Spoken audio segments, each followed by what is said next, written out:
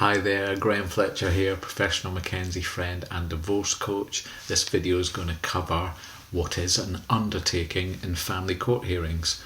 This is something that you might, as somebody going through family court, start to become aware of. You might be a mother or a father going through either child arrangements, non-molestation order proceedings, and somebody might mention the word undertaking.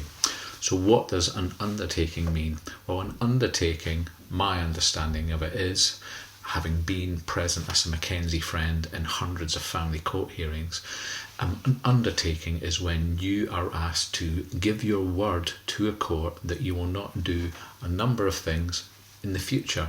Okay, the other person may be alleging that you are being harmful towards them or harassing, and as a temporary measure, the judge may suggest, are you willing to give your word to the court that you will not do this in the future? Okay, and if you agree to that under consent, so you give your consent that you're giving your word, they can draw up a written agreement. Normally they're using a template that's fairly familiar, that will have different categories and definitions of what you're promising not to do. They will take you through it and ask you if you agree to it all. And then once they've done that, they will ask the other person, are they happy to accept that you've made that undertaking? They will warn you that if you break that undertaking, that the other person can bring the matter back to court, point out that you've broken your undertaking and there can be a consequence for that.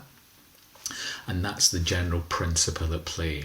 Now, you could also suggest that there needs to be a cross undertaking or a mirror undertaking, whereby you request that the other person also promises not to do a certain amount of things in the future. This may be harassing you or instructing other people to harass you by various forms of digital media, for example.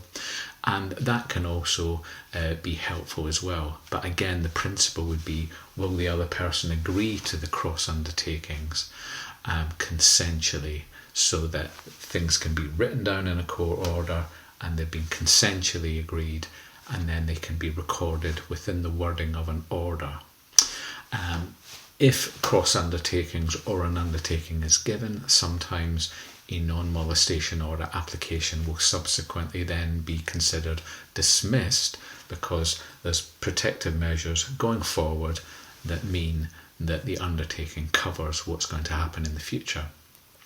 And when you give an undertaking, it's also said to you that no finding of fact has been made on the allegations that were made about the past, but the undertaking is very much about looking forward.